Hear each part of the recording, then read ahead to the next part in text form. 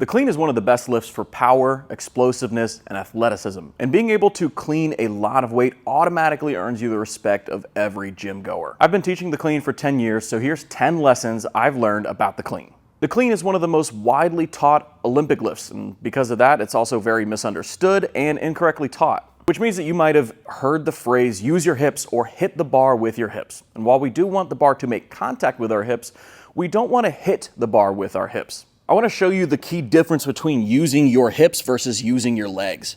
When we use our hips, the bar swings away from us. But when we use our legs, the bar moves up.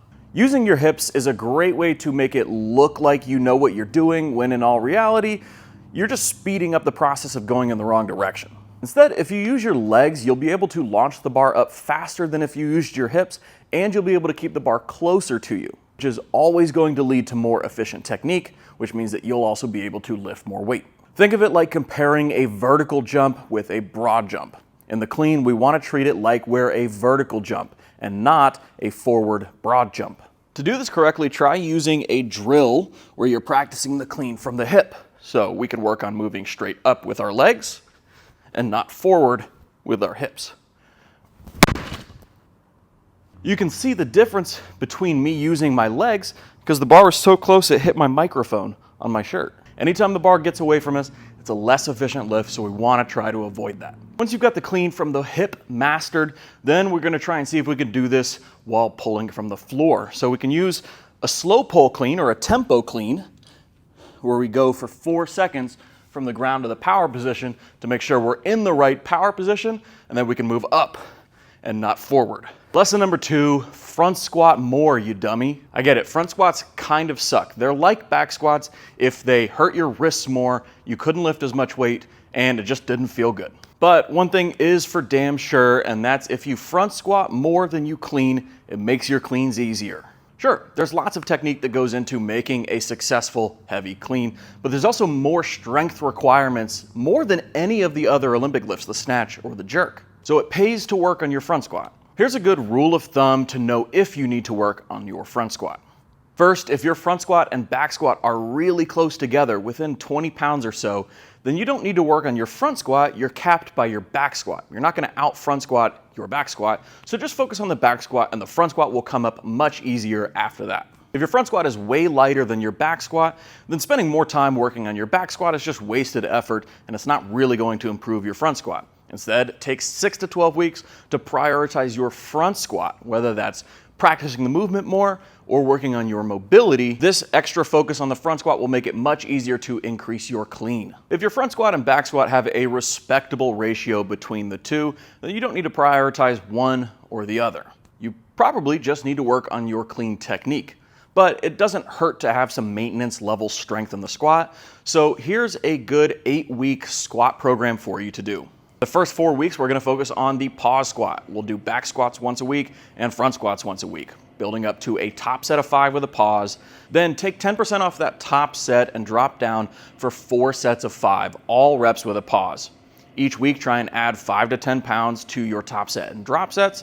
Then after the first 4 weeks, do the exact same thing, but without the pause. Your legs should feel very strong and you'll continue to make some strength improvements without having to retest your squats, which is very fatiguing on the central nervous system, and it's just not as useful if you're really just focused on the clean. Now, if you're struggling with the front squat compared to the back squat because your wrists hurt or the mobility, the front rack position doesn't feel strong, that's where lesson number 3 comes in, which is to work on your mobility. Nothing made me hate lifting more than being limited by my mobility, but one thing is for sure, ignoring your mobility problems won't make them go away. I can say this from experience, I tried to ignore my mobility issues for a long time. And because I was young, I maybe got away with it and my mobility improved a little bit over time just through training. Now I'm stuck undoing all of the compensations that I've developed that is kind of holding me back from making any further progress, that if I had just taken a couple weeks in the beginning of my lifting career to work on this, it wouldn't be a problem now. So some of the most common mobility restrictions that people are going to have in the clean is in the lats, inability to get the elbow high, in the shoulder, inability to get the hand outside of the shoulder so that you can have all your fingers under the bar, or in the upper back, which is also similar to where a lot of people struggle in the snatch. First, before we get into the mobility stuff, let's make sure that you actually have a mobility issue. If you're struggling, especially with wrist pain in the front rack position, then it might not be a mobility issue, it might be a technique issue. In the front rack position, we should be pushing our shoulders forward for the bar to rest on, right? If we're pulling our shoulders back, then we have to support all of the weight on our wrist and on our fingertips, which is not nearly as strong as if we were able to just rest the bar on our shoulders. Now, if that suddenly solved all of your front rack mobility issues, great, but if not, and you had a hard time getting into that position, you could try this exercise out, which is a scap push-up. We're going to get into a forearm plank position, and then sink our shoulders down and push away. And we'll alternate back and forth between the two of those for 1 to 2 sets of 6 to 10 reps. You can do this before your empty barbell warm-up or really any time throughout the day, and you can't really do this too much. And this is gonna strengthen all the muscles in your upper back that help control your ability to push your shoulders forward and create a strong front rack position. Now, if that's not your issue, then we'll try out my absolute favorite front rack fixer, the underhand dead hang. So if we just hop up onto a pull-up bar and wrap our pinkies as high over the bar as possible and sit into a deep stretch, you'll feel a great stretch all the way down your lats, and it's gonna work on that shoulder rotation to be able to get your pinkies all the way under the bar. So that's a great one. You could do this 1 to 2 sets of 15 to 30 seconds and feel a great stretch. You can do this as much as possible. There's no doing this too much. So if you really struggle in that front rack, especially in your ability to either get your hand outside of your shoulder or get your elbow high, then do that as often as humanly possible.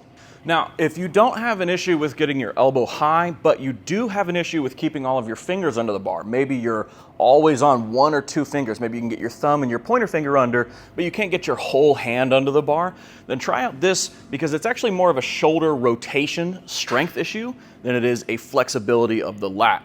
So what we're gonna do, on a bench, take and put your knee up as high as you can, elbow on top of your knee. Ideally, we can get this forearm or this upper arm horizontal, but it's not that big of a deal if we can't.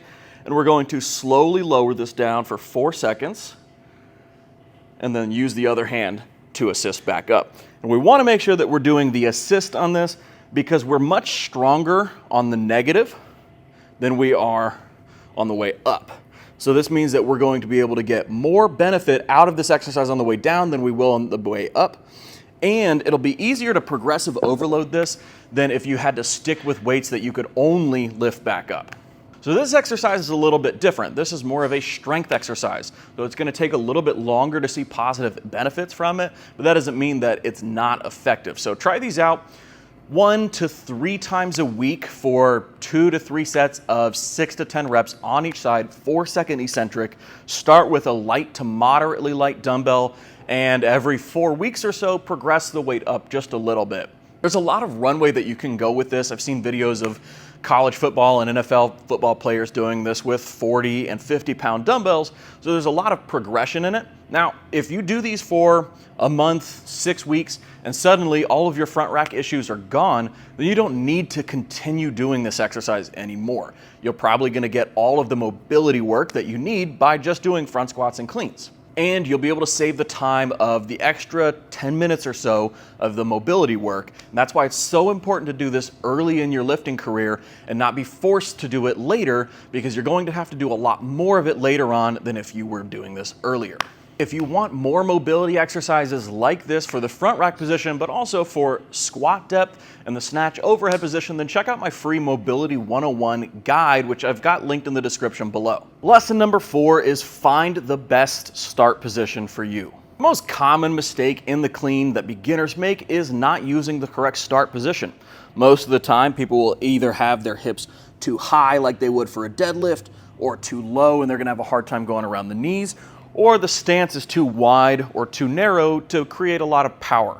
When it comes to your start position for the clean, we need to focus on 3 things. First is stance. Make sure that your feet are directly under your hips with your toes turned out slightly or slightly wider than that. But importantly, not as wide as your squat stance. This will make it easy to transition from our powerful pulling and jumping stance into our squat stance when we do the clean. Now, stance is the most variable from person to person based on limb length. So mess around with slightly different, wider and narrower stances and toe out angles to find whatever works best for you. Once you found something that feels really powerful, just make sure that we're not so wide with our feet that our elbows, based on where our hand position, is pushing our knees into a weak caved in position. And if you're a beginner lifter and you're watching this, this is also a really common issue that people have in the deadlift. So keep that in mind there as well. Second thing that we need to focus on in our start position is finding mid-foot balance. This is actually going to be a common theme throughout the rest of this video as I break down some more complex technique issues. Probably the most common issue is setting your weight too far back on your heels, which is going to cause some issues later on in the pull, usually leading to a compensation forward, causing either a forward jump or backward jump in your lift. Now, you can also be a little too far forward on the ball of the foot, though that's rarely as much of an issue. And if we had to choose one, I'd rather you be midfoot slightly forefoot rather than midfoot slightly heel. So take the time to find wherever midfoot balance is for you, and then make sure that your hips are set at the right height so that you can push with your legs really easily, but not end up having to use your back to do most of the pulling. A good way to make sure that you're in the midfoot position and you have the right hip height is if you set yourself up into a position where your armpits, the back of your armpit right here, is directly in line with the bar, right? Back here, we're gonna have a hard time going around the knees, too far forward, and it's gonna make it really easy to accidentally move forward or just get pulled over. Now, just like stance, there's a lot of variables in your hip height. Most people should likely have their hips either in line with or slightly above their knees, but shorter limbed lifters with short legs, maybe a little longer of a torso, maybe closer to level with the knees or slightly below, whereas taller, longer femur lifters maybe slightly above the hips and knees. But try and use the shoulder position with your armpit on top of the bar to help you find the right spot for your hips. Lesson number 5, fix your first pull. Once you've got your start position down, the next logical step is to look at the first pull. The first pull is the pull from the ground to about 1 inch above the knee for most people. If you have a good start position, the first pull, is where most mistakes in the clean are going to be made. You might have errors later on in your lift, but waste no time working on those, because if you make any changes to your first pull, it will always have an effect later on in the lift. So this is a good framework for helping improve your technique in the moment. If you don't have a coach with you, you can try and make sure that you focus on start position first, get that set, get that consistent, then work on the first pull so that it will affect everything else later on in the lift. A good first pull should do 3 things. First, it should set you up to accelerate later on in the lift. This means that you should not be ripping the bar off the ground as fast as humanly possible. Instead, slowly squeeze the bar off the floor so that you can maintain midfoot balance and set yourself up for a good knee position, which we'll talk about in a second. Now, I want to clarify something here. This doesn't mean that the first pull should be slow. It is just going to be slower than the rest of the pull. In a max effort lift, the pull from the floor to above the knee is always going to be the slowest portion of the lift. So with your lighter weights that you could move faster, we want to make sure to mimic that speed, but more importantly, the tempo of getting faster as we get closer to the hip. The second part about a strong first pull is that we need to clear the road for the bar. In our start position, our knees are in front of the bar. So we have 2 choices. We can either go forward around them, which if we learned from earlier, forward movement of the bar, not as efficient, means you won't lift as much weight. Instead, we need to move our knees back out of the way, which happens if you just focus on pushing down into the floor.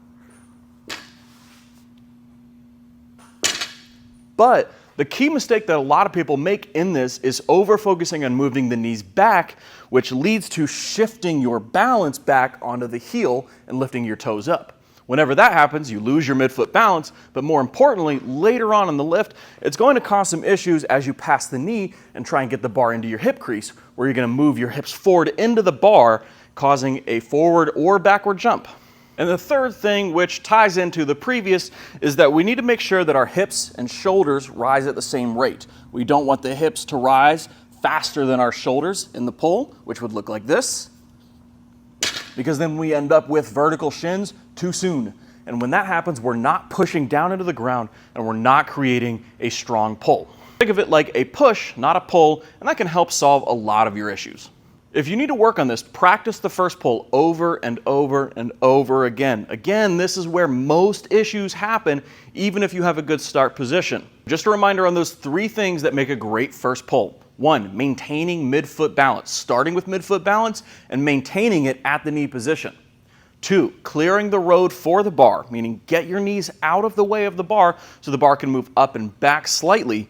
While 3, making sure that our hips and shoulders rise at the same time and that our hips don't rise faster than our shoulders. Lesson number 6, practice the second pull. Second pull is a tricky part of the lift that can make all of your hard work on the first pull and your start position go right out the window. The second pull is from 1 inch above the knee into our power position and extension. This part of the pull is so important because it can be the difference between using leg drive, keeping the bar close and lifting a ton of weight, or using your hips, pushing the bar away and lifting tiny little baby weights. To perform the second pull, our main goal is to set ourselves up for a strong power position. In the power position, we should have bent knees and shoulders directly on top of the bar so that we can push maximally with our legs and launch the bar up. So to get into this power position, we need to do 2 things. We need to make sure that from our vertical shin position with our shoulders in front of the bar, we get our knees under the bar and we move the bar back into our hips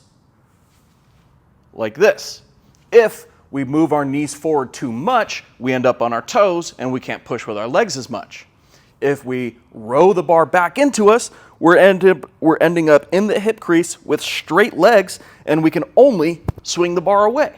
Instead of either of those options, we need to do both of them a little bit. That means we need to get our knees under the bar a little bit and move the bar back into us by sweeping the bar into our legs, like through your legs. Think of it like a straight arm pull down to keep that bar close to us. Look at this. You can see the difference. If I'm keeping my lats tight versus not, bar swings away. Keep it tight to you as you move your knees under the bar. Now, the extension is a little tricky too, but if you don't overthink it, it's not going to be a big deal. Just push with your legs as hard as you can to send the bar up. And then make sure to move your head and torso out of the way a little bit to make way for the bar as you begin to move under. A good extension should look like this.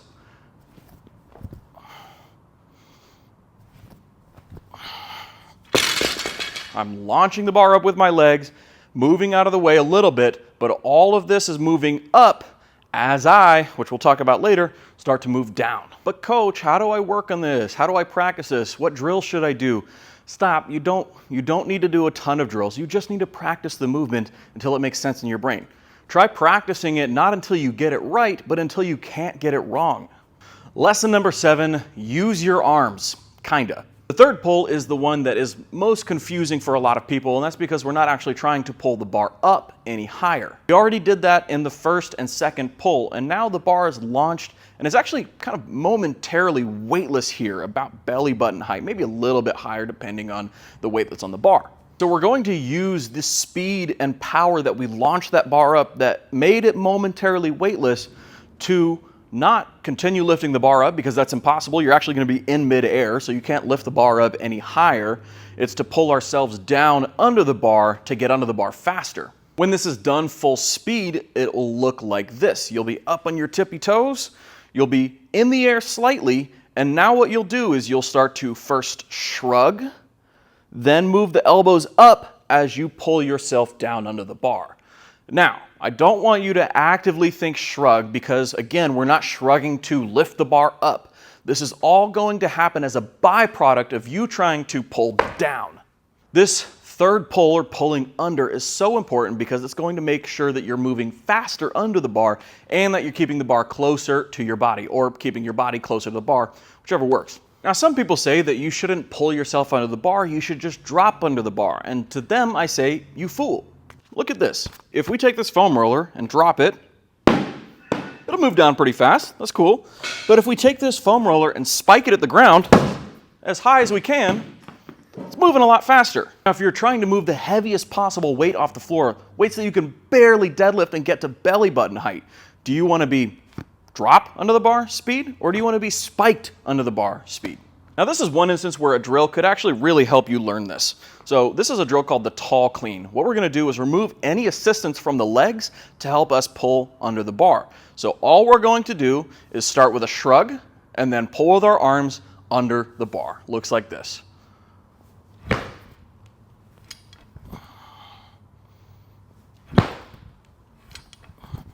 I am not using my legs to lift the bar up. I am simply shrugging and pulling down. This is a great drill that will require an empty barbell or very light weights because again, we can't move the bar up high at all because we're not using our legs. So try these out as a movement primer, which means that you're gonna do them with an empty barbell or very light weights before your clean workout for 3 to 5 sets of 2 to 5 reps. Then when you move into your cleans, try and carry this feeling over of pulling yourself under the bar.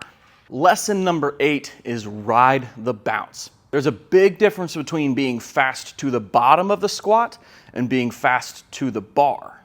Ideally in the clean, you'll pull yourself down to the bar, meet the bar gracefully on your shoulders with very little space between the bar and your shoulders, tight core and mid-foot balance so that when you get to the bottom, you can ride the bounce and stand up with ease. This helps you use the stretch reflex, which makes it much easier to stand up from the squat. Think of it like a pause squat versus a regular squat. If you pause, you can lift a lot less weight, but if you do a regular squat with a slight bounce out of it, you can lift a lot more weight.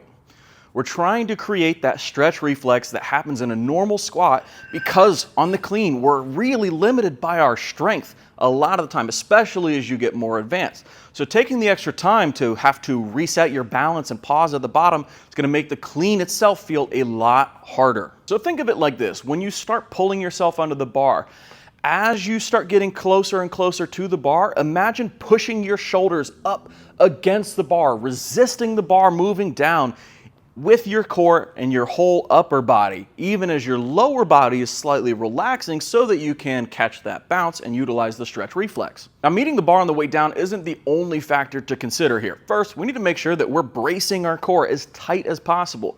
We can meet the bar perfectly, but if this is loosey-goosey jello, then you're going to still hit the bottom and get folded over, especially with heavier weights. So make sure that you're bracing and pushing with your entire body against the bar.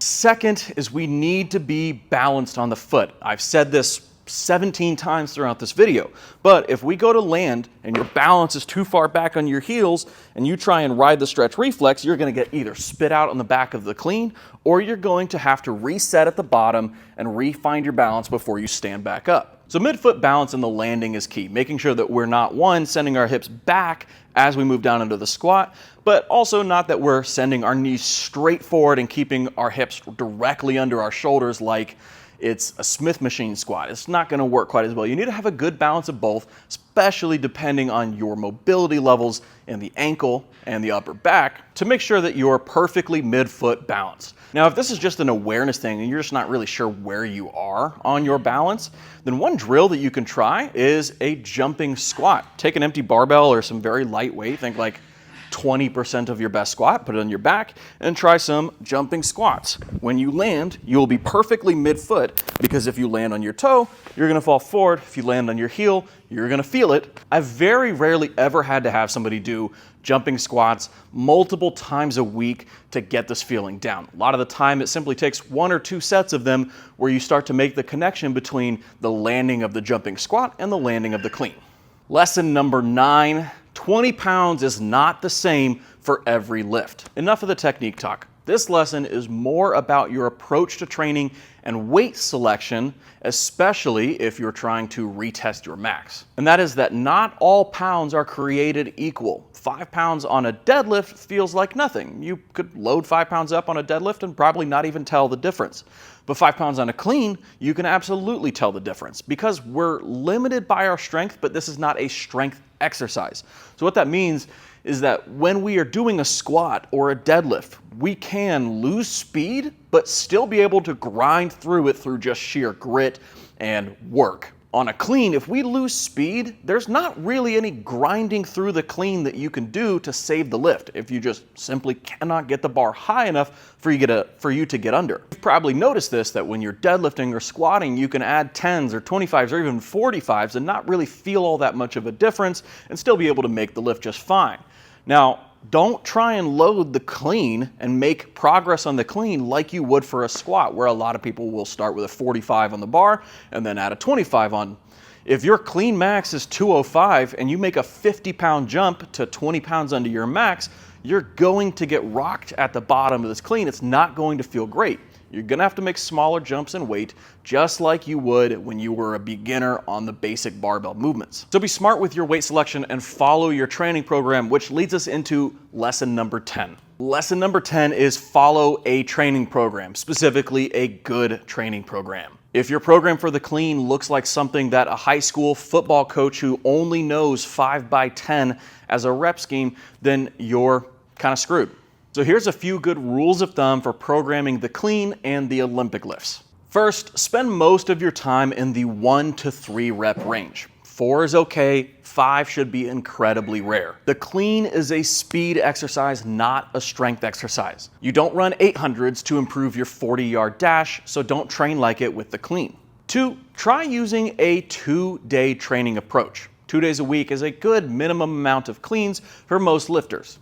Day 1 is going to be your higher volume, lower weight day. Anywhere from 10 to 20 reps with 65 to 85% of your 1 rep max should do the trick. On the second day, we're going to work up to a heavy top single, double, or triple, depending on the phase of training that you're in. You can alternate these every 1 to 4 weeks. And if you're training to compete in the clean, then it makes sense to do triples for a block of 4 weeks, then doubles for a block of 4 weeks, and finally singles for a block of 4 weeks.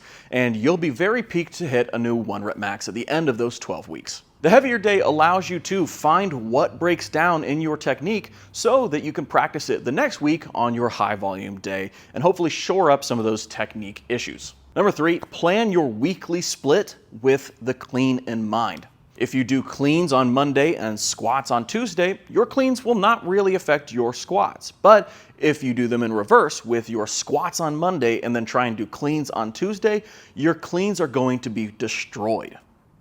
Here's the 5-day split that I use in my 5-day OlyStrong weightlifting program.